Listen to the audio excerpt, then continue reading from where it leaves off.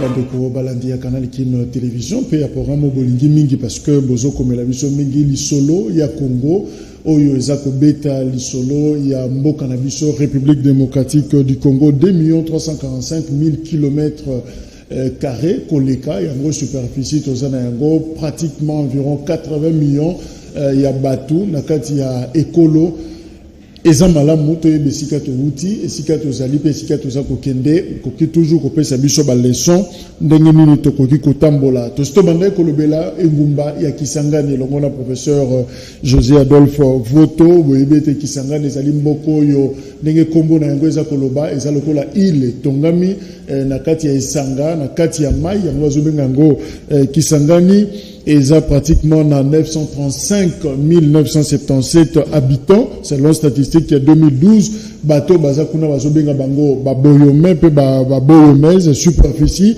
191 000 hectares topé 1 910 km carrés. Alors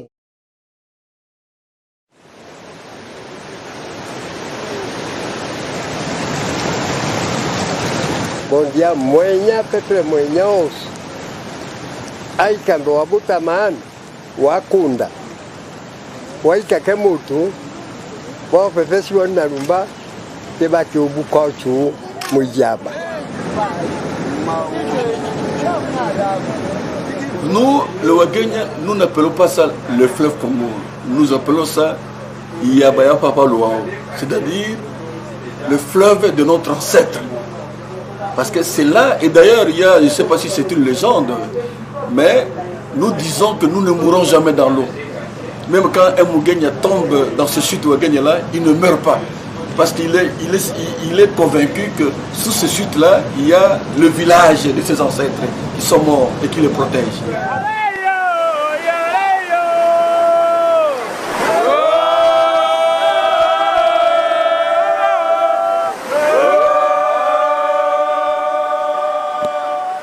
C'est une technique qui se communique de génération en génération. Moi-même qui vous parle, je suis avocat, je suis juriste, je suis député national, mais par ma jeunesse, j'ai fait tout cela. C'est une sorte d'initiation pratique. On vous amène, vous voyez comment les anciens le font, et à votre tour, vous le pratiquez, et ceux qui sont restés là le communiquent aussi aux nouvelles générations. C'est une marque d'identification, ça nous identifie. Ça fait partie de notre identité, hein, ça fait partie de notre personnalité, ça identifie toute une communauté. Donc ça va rester, parce que c'est une technique qui est ancrée à chaque Mugenya, et de génération en génération, c'est une technique qui se perpétue, et il n'y a pas de raison que cela disparaisse.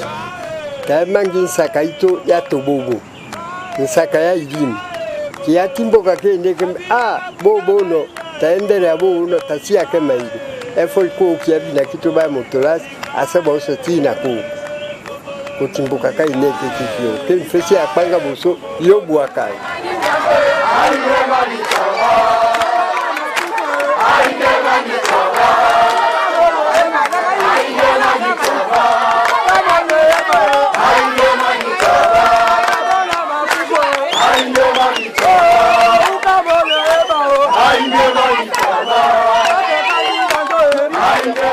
Beaucoup de gens n'ont plus d'emploi.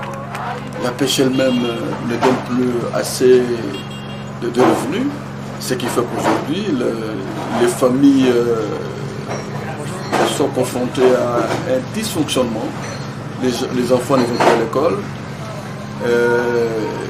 Les enfants sont obligés de faire des petits boulots dans la ville parce que les parents ne sont plus à même de subvenir à leurs besoins.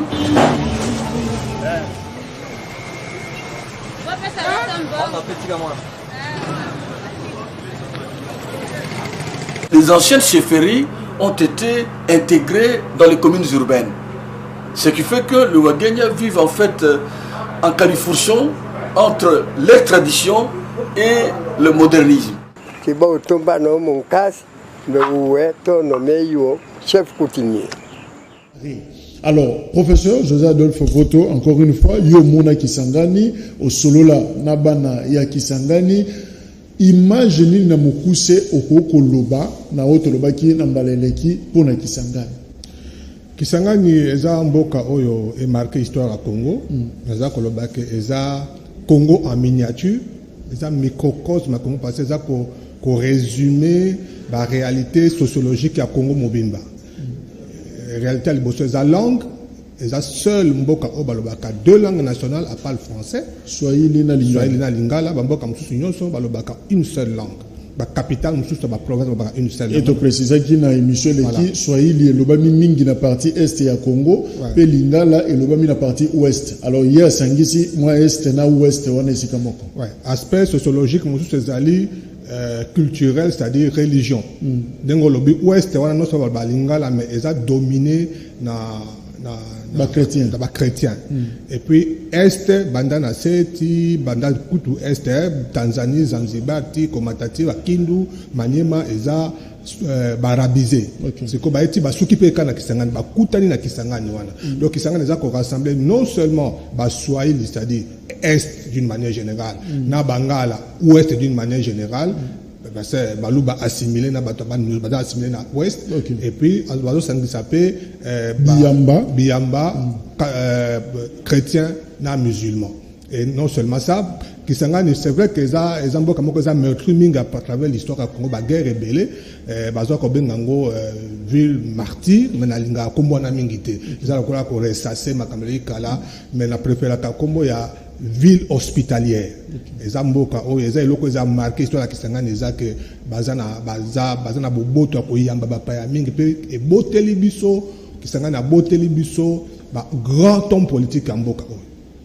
Obanda Kotanga Lumumba Mutali Bosso oyaza originaire ya Kisangani te déjà Stanley mais pratiquement voilà Stanley wana za mupaya mais kotisi kaka na liste yango Stanley oya utaki libanda aye masali pratiquement quartier général na ye fief na ye na Kisangani otangeli biso pe Lumumba oyo aza mwana Kisangani te mais pratiquement azalaki séduit na Kisangani pona nini. Oui, c'est-à-dire que quand on a observé l'histoire de Kisangani, on a montré que Eboti Bingambe est belé.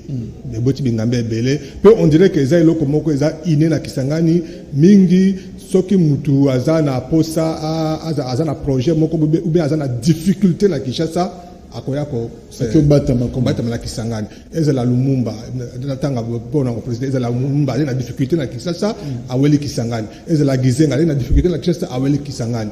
Même bato ebele o babandi ba période ba rébellion awa bato mingi ba ko se réfugier kuna po ba zo souffle asika po ba kendeli. Mais est-ce que tu ko benga Kisangani lokola un non état et loko moko mboka moko ezala ki gérer parce que ndenge moko lobi mutu soka zana likambo akobata makuna c'est comme si le boko ya l'état awa na Kinshasa banda ko kwa kokoma na Kisangani te. Non mais ezali likambo ya l'état te etani likambo ya bakolo mboka.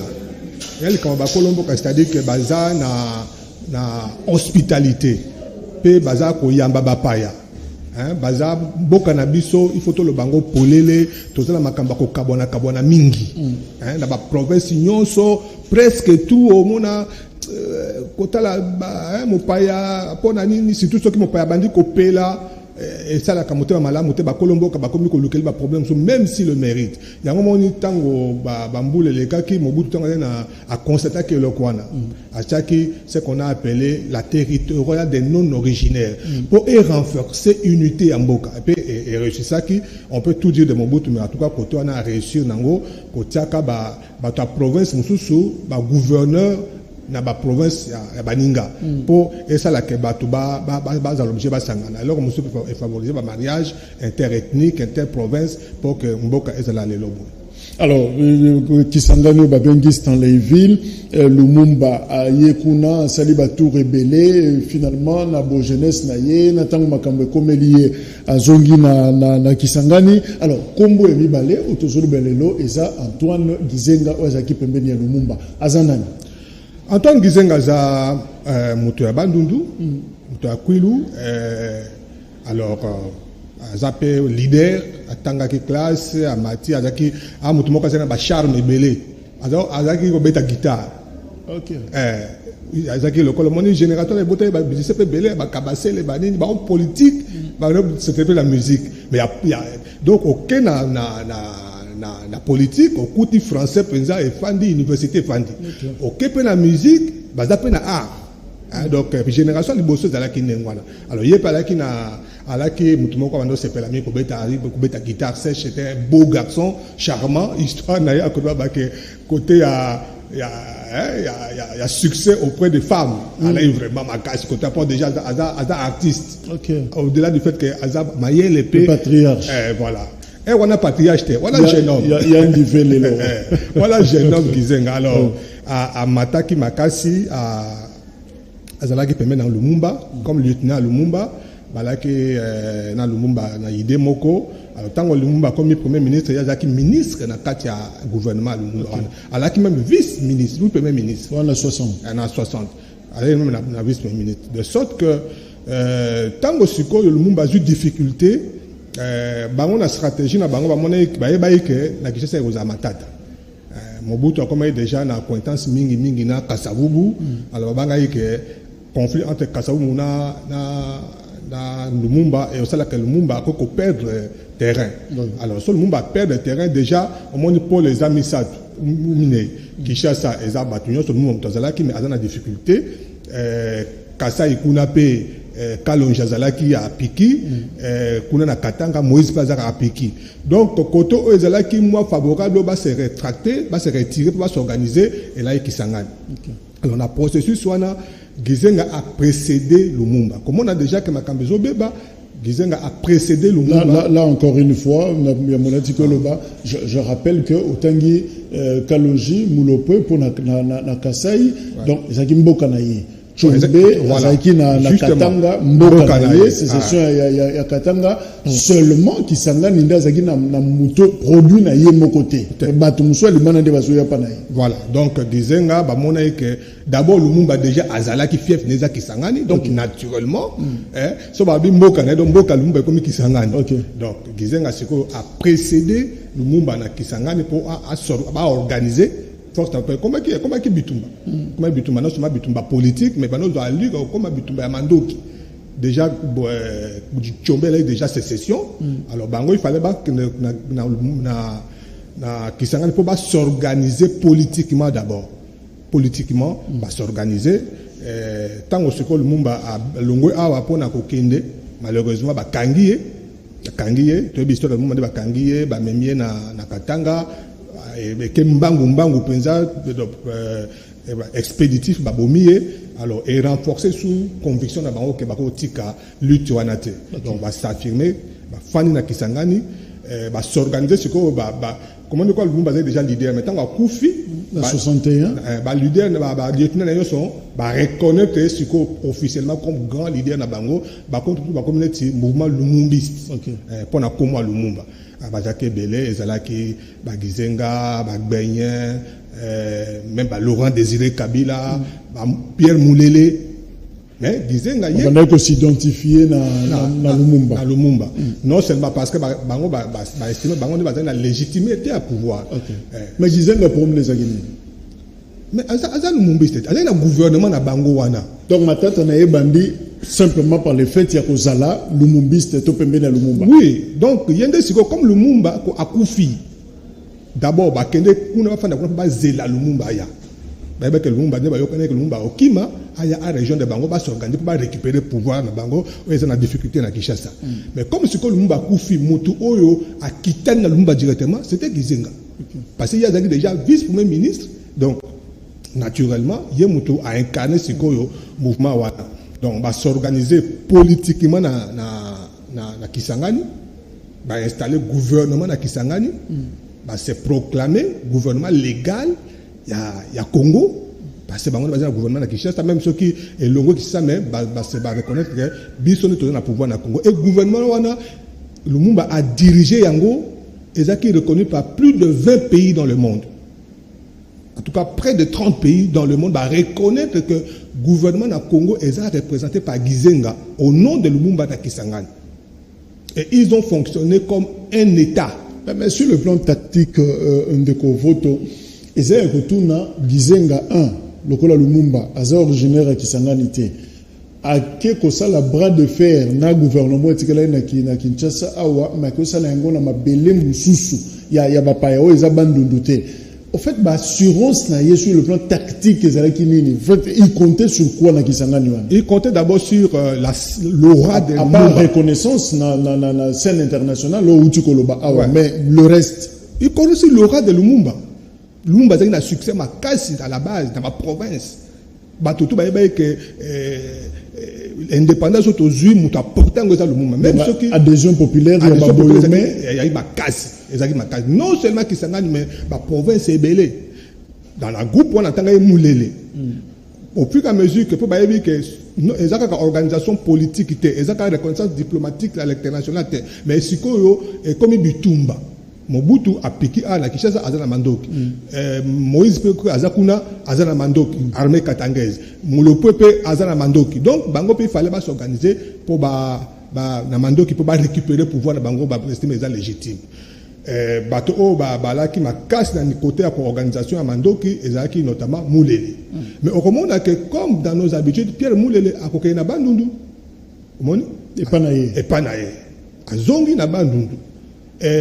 Bato mususu o banoko kwa mingi na option wana ya bitumba ils appellent Laurent Désiré Kabila même si à s'organiser après mais Gizenga alaki na vision politique à se préoccuper qui mingi pour organiser l'état vraiment à organiser l'état il y a tie banque na Kisangani au kali soleil que abakima ki na moi ba avoir ba Gizenga kima na livre d'or avec na livre d'or ce qui Gizenga zone sur livre d'or te Congo ko bongate donc l'histoire cette histoire a commencé là-bas ba kende ki na documentation ba kende ki na moi réserve d'or ba kende ki na moi biloko o ko permet ba organiser l'état ba tie banque ba tie ba structure non sur l'état peut ba bandi ko fonctionner ba fonctionner qui pensa jusqu'à ce que rébellion wana ya Moulele est eu en pleurs bazwa qui pratiquement presque 3/4 mboka parce que est à part Katanga bazwa qui est Mobimba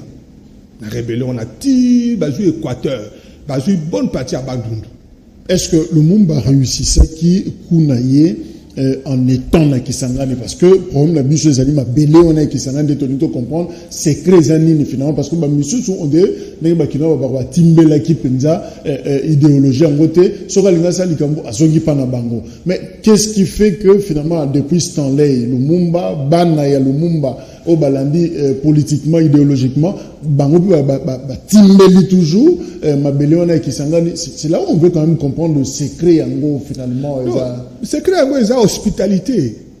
Et hospitalité, c'est-à-dire que Kisangani bazana la vision ya mboka mosute, la vision ya bikolo mosute oyo ba mona kaka mutu par rapport à origine naie. Bango déjà Lumumba ndenga kota kuna Lumumba formé parti nationaliste. Donc bango ba yebi ke ndenge za ba leader na biso oyo bana makambo ya mboka te ya bakopona pona te ba leader nationaliste et puis bango pe loka ba kwayaka na mbo paya bazana vision nationaliste et puis batie maboko batie fungoli batona maboko pe bayambi bango pe batie ba soutenir bango. Donc Antoine Gizenga azaki fort ndenga azaki na Kisangani. Histoire d'Antoine Gizenga à part le fait que a comme premier ministre il y a Joseph Kabila. Histoire na ye o marquant mboka o ezaki Kisangani. C'est là où il était haut. Parce que tant Waza. Et c'est qui met la livre d'or. Parce que tant Waza na Lumumba mutaza leader, Lumumba mutaza premier ministre. Mais tant soit que Kisangani Lumumba Koufi, il a comme leader. Abimisi Moutou. Il a comme leader, il a organisé l'État, République populaire, va organiser Ango, et Azaki reconnu sur le plan international. Et à un moment donné, après, tant Makambo et Bébéli et tant Abimi, Lumumba avait des facilités pour constituer le monde entier, parce que déjà, il y a un leader au niveau national, mais place où Azaki leader qui s'engage. Alors, comme vous avez dit, il y a Mobutu. Lien Mobutu qui s'engage. Lien Mobutu qui s'engage, il y a ma casse parce que Mobutu, au moins, beaucoup de gens qui m'ont ennemi. Beaucoup de gens m'ont ennemi. À l'époque déjà, les gens m'ont ennemi qui changé. Alors, Mobutu a vivre l'expérience belée, déjà, Aza journaliste, puis Aza soldat, et puis tant qu'on pouvoir dans le contexte, il y a Moboulou. Tant qu'on pouvoir, Mbokeza, Kabwana, Katanga, tout ça. Alors, il y a entre autres stratégies na ya ko konzambo que zalaki ko sala ronde. Hein, le tour du propriétaire. Okay. Donc de temps en temps, il faut attendre la itinérance. Alors, l'une des moyens où attaquer l'itinérance, c'est qui maille le fleuve. Le fleuve. Mobutu abotami na lisala, pembe na fleuve, alinga ki fleuve mingi. Alors, asala ki bateau na ye moko munene, Kamanyola, bateau Kamanyola, là il y a vraiment un beau bâtiment qui toko, pe munene, pe mbangu. Donc, azalaki régulièrement, presque chaque année, abandaki kosa la tour, il y a ouest. À Kolonga Awa, Maluku, à Poussani, Bandundu, à Poussani, Mbandaka. Comme ça, fait Mbandaka, moi, 2-3 jours. C'est Mbandaka, à Poussani, Bumba, Lissala, afin la Lissala, t'as 2-3 jours.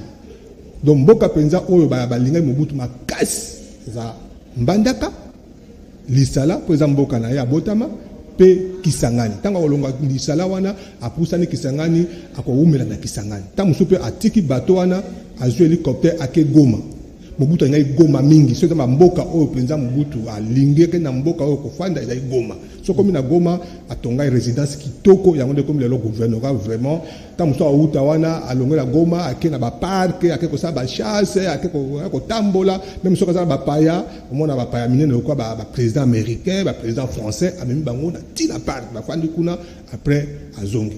Alors mouvement wana ya ko uta awa tiki sangane salai ke et là qui régulier et puis et là qui mboka abandeko so bateau comme bandeko mais la mingi parce que ça terminus okay. Le temps que abaluka zonga et puis ça qui donc relation ma casse entre Mobutu na Kisangani na population Kisangani ba boyome donc il y avait une relation de fan de la bango monde c'est vrai que soka komi mboke bouger masangeye ba tubaye belé mbongo komi ko tambola ba hôtel nyonso ils ont occupé na ba délégation na et puis l'argent circule donc lokwana et tikala qui paie relation ma casse entre Mobutu na ba boyeme au point que ce que ils ont à part Bangala à part l'Équateur. Oui, naturellement, je crois que tu as dit que ce que c'est un Mobutu a CP là qui n'a pas population a compté sur bango politiquement, c'était Kisangani. Au Zaïre. Au point qu'à l'époque, comme Babatobani comme un tribalisme mingi, on a beau même que au Zaïre, ils a côté moi Swahili. Quand la penza malgré Mobutu a bondi sa tribalisme, mais ils a l'acquis. Ezalaki makambo ya est ouest ou ebandi le loté ezalaki tango mais il y a pendant comme ça ko bondi sango ce qui fait que la constat parenthèse muke tango ngala kena université to le ba solo ezama mamboka il faut ba na baeba on babandi ko apprendre biso tribalisme na université tribalisme donc moi j'ai pris conscience que mboko ezaka ko kabona est ouest na le bena makambo est ouest mais tango boko na université l'université Kinshasa awa association association ba étudiants surtout makamba ko pona président ba étudiant on a président guerre les ressortissants de Sankuru les ressortissants Kabea Kamanga mais dans l'icolo président on a président candidat à ouest candidat à est mais déjà à l'époque so babi ba kaboli boka est ouest au monde à ouest ezui Kinshasa Bandundu Bazaï et assimilé Kasai mais ba cause sous petit Kisangani alors que Kisangani Kotisango côté à ouest au moins à est c'est que bandi Kivu Katanga et c'est dit que s'imposer du fait qu'il y a un à ouest il a pratiquement Kisangani à Sagi bon c'est pas le fait de Mobutu mais c'est un mot naturel bazo identifier un plus à ouest bato depuis pourquoi bato on identifier na ouest parce que ba leader peut à Kisangani mingi balé na gouvernement c'est vrai que ba leader Kisangani mingi ba ça Mobutu même ceux ba leader farté mais c'était vraiment des gens influents autour de Mobutu. Voilà, tu comprends l'attachement à Mobutu na Kisangani du fait que ça y terminus il y a Massou anaye Kamanyola zoya kofanda na bango mingi sokalinga qui est peut-être Goma. Alors Kombo Mususu ezali Laurent Désiré Kabila oya kitana kina na Mobutu na Mokonzi ya Congo Laurent Désiré Kabila na Kisangani musée Laurent Désiré Kabila yango nazo bakemo okoko beta masolo ya Congo te sans ko beta masolo ya Kisangani Kisangani est marqué histoire en Mboka. Ce qu'on connaît que histoire pamba ya Kisangani au moins la pensée qu'on moni filigrane histoire à Congo. Nous né na lobaki azalaki na Lumumba, alaki petit à Lumumba, il était trop jeune. Et comme mouvement Lumumba est nationaliste, bato azaki ebele bato bandundu, bato ya est yepe muta azaka Katangé akotaki pe mouvement wana ya Lumumba. Tant que Lumumba kufi alaki pe na bagizenga.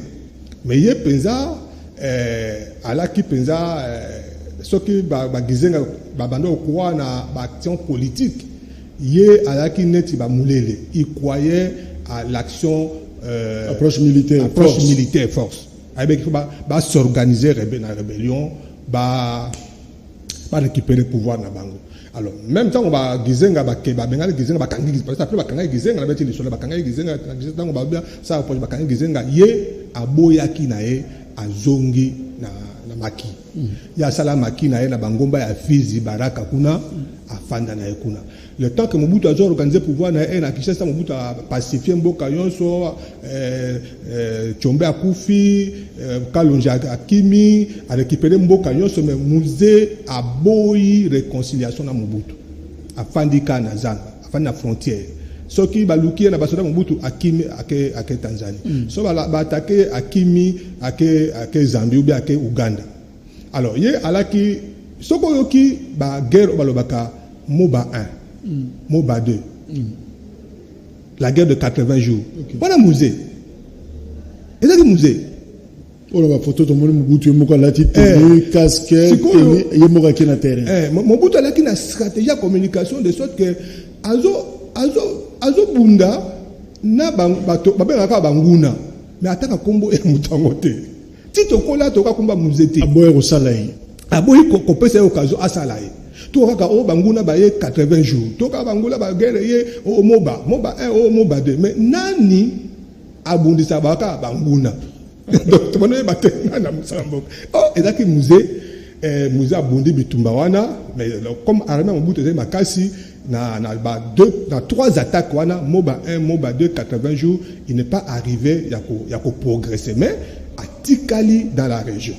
Je sais pas pourquoi mais Mobutu peut tolérer qui azala kawana.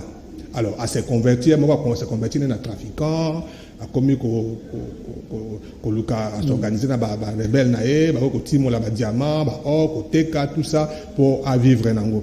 Na histoire à musée à parenthèse moko ezak comme bazaki ba nationaliste. Lumumba bazaki déjà une réputation internationale. Il y a eu un grand révolutionnaire à travers le monde. Che Guevara en Amérique latine. Azalaki pe na idée nae que il faut qu'on change le monde contre le capitalisme. Et partout où yo ba nationaliste bazali ba ko sa révolution, il était prêt à venir le soutenir. Ye alaki na nationalité te abunda pata ka na Cuba abundi, na Amérique du Sud abundi. Tango yo ki to ke ba na Lumumba musu bazana Congo ba organiser pour récupérer pouvoir aye ti na maki koluka musée. Che Guevara, Poitia et Poids. Malheureusement, tant qu'on a musée, il y a là un grand révolutionnaire professionnel, il y a la guerre, mais tant qu'on a observé le fonctionnement du musée, à moins que le musée a occupé le mambongo, le trafic, tout ça, à moins la masanga mingi, à la basi mingi, na katia makia, mais oh, ils ont makité, ils ont mambabasi, ils ont sangate, mambongo te. Alors, à se décourager à Kenaï. Ma discipline, c'est discipline, ma casse, à la guitare, à se décourager à Kenaï. À lobby, comment il y a la historique phrase, ma lobby, nazomo la tête comment nous avons gagné guerre, n'andeng azo fonctionner. Na kanisa ike baza bateau, to kotia ma boko mais baza na kate ba trafic, basi, masanga, tout ça, et puis à se décourager à Kenaï. Mais malgré tout, n'andeng a fonctionner na yewana musée atikali des années et des années et des années. Si bien que dans la conférence nationale souveraine et bandit en 1990, Mobutu a bengi batu nyoso bazonga. Il y a une dynamique qui connaît dans le wana un dynamique interne na ba Tshisekedi comment il fallait mboka to sangana batu nyoso baza. Gizenga même azonga. Batu belé bazonga ba Kalonji wana nyoso bazonga pour la conférence. Donc ba leader congolais to ba kenda kala na exil bazonga. Sauf Moussa Boykoya. Alors, et ça dit que par la suite, conférence nationale peut accueillir et peut si résultat au bâtiment zélaté, c'est comme ça dit que mouvement moko salemi sur le plan national, capitaliste, américain, lemba ki Mobutu. Il fallait se débarrasser Mobutu, mission wana pesi yango deux voisins, sinon trois, Museveni na Uganda, na Kagame na Rwanda. Siko s'organiser mais ce qui te kotibo et ko poser problème, Congolais olingate.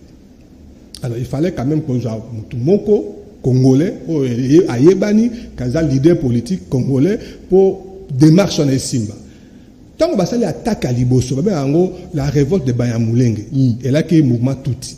Déjà quoi, Tutsi au bazar na Congo, petit lelo, conflit les alliés, on dit bangote, Siliki, tombo quel gouverneur à province à Kivu, armes et tout ça. Et Rwanda musée azalakité. Après, il faut s'organiser politiquement. Non, il faut tout signer un accord, tout un contenu politique pour les cas. Sinon, parce que le discours, il faut que paya, banguna, attaquer biso. Il faut bien musée, il faut signer accord, accord de l'Emera. L'Emera, Zambo, Kamoko, na Kivu. Il faut signer accord wana musée, Masasu Lindaga, Kisase na Deoglas Bugera. Ba signé accord ba boto ba bengi AFDEL. 2 semaines après que Bitumbe Bandaki. Okay. Donc à proprement parler vérité ça que Mouzete Bandaki AFDEL. AFDEL ezaki déjà ba Bitumbe Bandi pour na ko pesa ngo contre ba jouer na nzela. Ba jouer ba ye na comme ye mutu. Azaki na troupe te a comment les trafiquants mais au moins comme il est un leader Abunda Kalapé Congo et Yebiye bâtir les bosses va rôle de porte-parole pour réparer image à Mabé au Ezalaki na Abanguna au bazo côté la biso mais alors image et l'oponi qui sangane joie na parcours ya musée en tant que leader tango siko yo musée bimi le porte-parole babandi bitumba comme déjà Armand Mobutu déjà confiance avec sous terre basoda balembi Mobutu déjà oranae tout le monde qui est Bunza qui est déjà ma casse dans l'opposition à Kinshasa au niveau 4 batouana babandi ko bia babandi ko mata babandi donc faciliter ba soda mutu ba comme ko kima bazui Uvira bazui Goma bazui Bukavu ba progresser ti ba ko joa Kisangani mais avant ba joa Kisangani pour na obeta masola musée donc tant bitumba ne bandi Kisangani ezaki quoi base arrière ya basoda ya Mobutu Kinshasa za musika mais comme bitumezaki déjà na frontière Goma na est armée à Mobutu phase bataki penza manduki na bango état major na bango makambo na bango belé na Kisangani au point que mon thème ya Mobutu na phase ezalaki que Kisangani ko koyate et puis bazali na raison pour et que ceux qui Kisangani quoi c'est que armée Mobutu est quoi c'est que Congo est quoi porte fungwami Kengo wa dondo mutala azalaki premier ministre Pero Douana na ba échange ba communication ba ça là alors phrase moi etika la historique abi Kisangani ne tombera jamais parce que mandoki oyo bataki na Kisangani bato oyo ba soldat bataki na Kisangani donc motema mobimba ya ba soldat ya Mobutu efandaki na Kisangani malheureusement musée aye to ba musée parce que yem takoi porte-parole aye à côté Kisangani ba soldat Mobutu bakimi musée a commis na Kisangani na makambo na lobby ya ko déstabiliser Mobutu tango Kagame a koti makambo ngo FPR objectif ezaki mibali pona ba occidentaux ezaki ba benga na Mobutu mais pona FPR a profitaki Kagame a profitaki pour régler ba problème na azali na ngokala na région wana ambition na ezalaki azwa une partie à Congo a komisa ngo mboka atia Tutiland comme mboka ba tuti objectif on a ti lelo elandaka Congo siko tango bazui Goma Bukavu bazui parti ya Kivu e bano ko intéressé bango Kagame a lobby na batunaye na o ya kishi major général ezalaki James Kabarebe Rwandais général na lobby tozu o to bando olinga tozu yango déjà tosuka awa alors musée c'est un Congolais un vrai ayeba déjà que bato oyo balobi ba osa établir to libérer Congo ba maele mabe déjà un des leaders congolais au moins tant que bato ba signé accord musée Kisasi Masasu na Bugera. Mibale, c'était des vrais Congolais. Kisasu na musée. Bugera na Masasu, nationalité zaki douteuse. Babando tia moté ba ya mulenge ba tuti mais moté ba bango zaki na Rwanda. OK. Alors tant ba okende wana avant kutu ba koma na Kisangani ba bomi Kisasu. Ba Kisasu. Donc musée atikali moko. Donc à mon avis déjà que danger bateau bazan maele mabe. Donc ce qui t'atika na bango awa na aider que mboka et katana. Il faut na bango malem beti ki ça to bané ntokotala.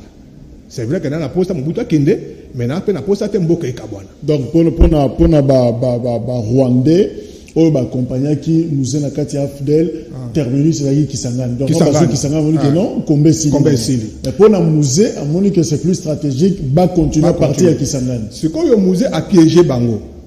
Musée la na boité bolobi to suka na boité mais tozo sala pour na peuple. Bozela to toute la population. Ce qui to suka awa combien de Koba Kishasa. Bon, Basanta qui piège Wanate. Bakena stade, Mouzaye, a PC discours, stade de Tondi, c'est comme Mouza Tuni Bango. Bon, c'est pas une Tozumboka. Population, la population qui s'en est née à Bango Bato. Bosan Mobutu, Bayami la Bango Musée.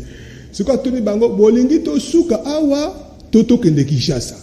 Population Mobimba, stade de Wabi, Kinshasa, libéré, Kinshasa, libéré. Nous avons tourné à Taliban. Donc, Bazaki obligé de quitter Kinshasa. Donc, ceux qui te comprennent Malamou, qui s'engagent les aguilles locaux là, le go, il y a deuxième étape, il y a Kutumba Yafdel. Yafdel. Ceux qui s'engagent et encouragent à Mouzete pour la Kinshasa. Tout allait s'arrêter. Tout allait s'arrêter.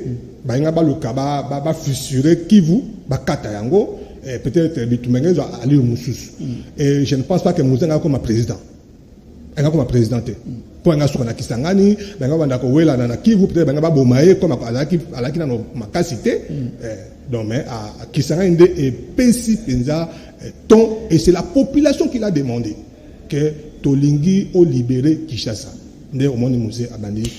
Donc Kinshasa doit sa reconnaissance, il y a libération, en tout cas dans Kisangani. La population à Kisangani. Ça, ils l'ont réclamé, image des efforts, ils ont une histoire, ce qu'on a place, la population a réclamé que libérer Kinshasa. Et puis, aux hommes, nous avons ce cas, donc conforté la position, n'est pas allé déjà dans le plan, bango baye que bazu musée, mon amusala, régler compte le moment venu. Yesikoyo, que ceux qui n'ont commis Kinshasa, n'a récupéré la situation. Alors, on a Laurent Désiré Kabila, Kisangani, on a compris finalement Kisangani a décidé qu'il y a suite, il y a destin même politique, il y a combat, il y a musée. J'aimerais d'ailleurs que tout Kangana en parenthèse, parce que finalement l'histoire est belée pour la musée, mais tout le bango en fonction et attachement la bango la ville à Kisangani. Joseph Jean-Pierre Ondekane. Comme Moussous. Mais avant Jean-Pierre Ondekane, déjà Joseph Kabila. Ok. Ouais, Joseph Kabila. Pour la bitumba, on a musée Zoya. Ezaki na un jeune commandant, grade des alarats, commandant, troupes Kadogo. Alors, un jeune commandant, à partir qui s'est rendu pour la première fois. Pour na Goma, Toyoki que parce que guerre est très médiatisé, et très médiatisé. Donc RFI, TV5, CNN, qui t'a déjà terre. Comme il y a eu complot international, parce que guerre est mingi médiatique. Donc démoraliser déjà kilomètre au monde alors à partir de Goma Tori comme un musée, puisque le musée était. Au fur et à mesure que il y a porte-parole, tout ça. Na Kisangani pour la première fois, les médias ont acteur moko. Kombo nae Joseph Kabila. On le présente comme le fils de Mouzé. Le billet Plaza commandant, un jeune homme, Yende, Nenge Kisangani Kwe, Yemto Amenaki opération. Présenté comme c'est le commandant qui a libéré. Donc, c'est à partir de Kisangani de Kabila pour la première fois, Kombo ya Joseph Kabila et Yokan na Congo comme un acteur militaire, comme un acteur politique. Présenté comme le fils de Mouzé. C'est vrai qu'après, le commandant le chef d'état-major général, James Kabarebe, qui était le vrai commandant, le chef d'état-major général, dans le témoignage, il y a un Joseph Kabila, il y a une faiblesse, il y a c'est vrai que politiquement, c'était habillé comme ça. C'était habillé que bimissier pour Ayebana. Donc, le lot peut te ce qui le lot Joseph Kabila Ayebani. Ce qui le lot Joseph Kabila a comme Mokonzi. Ce qui le lot Joseph Kabila a comme acteur politique au Congo. Début naïe pour Ayebana et Zaki Sangan. Il a histoire naïe, les hauts faits d'armes, l'histoire politique, les victoires, les médias internationaux. Kabila acteur. Kabila. À Kisangani. Joseph Kabila Mbali Bosso a médias internationaux tant à Komonae et Zaki na Kisangani. Donc, Kouta Goma, Kinoro Koma Kisangani, héros dans l'ombre. À partir de Kisangani, Abimi au devant de la scène. Voilà. Alors, professeur Voto, liste Zamoulaï, je crois que Tanguy Stanley, d'ailleurs, on a convoqué Stanleyville, Tanguy Lumumba, Tanguy Gizenga, Tanguy Mobutu, Tanguy Laurent Désiré Kabila, au Bakisia, on a souka Joseph Kabila, au Pakotaki na scène officiellement, médias sur le bélier, à partir il y a Kisangani, alors Bakombe Tikale sur Ebele, na recépelateur le Belengo, Mukolomsus Poto Zolango, vraiment tant, il y a qu'à exploiter Yango, Lilo Basuka. Pour la Lilo. Lilo Basuka, nous avons résumé que l'histoire de Kisangani est une histoire extraordinaire et c'est inspiré sur les Congolais.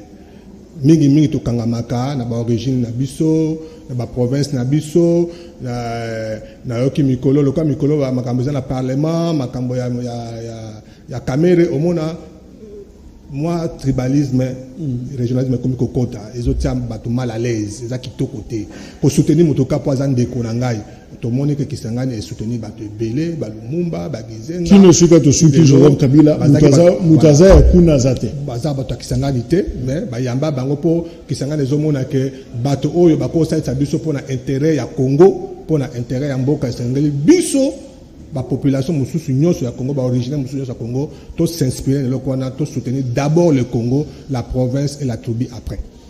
Toza bandeko, toza la liboke moko, mboka moko, professeur Voto, merci. Merci. Merci Penabino, bozangate, na numéro ezakoya, boko kabakombo mususu. Liste zokoba. Au revoir.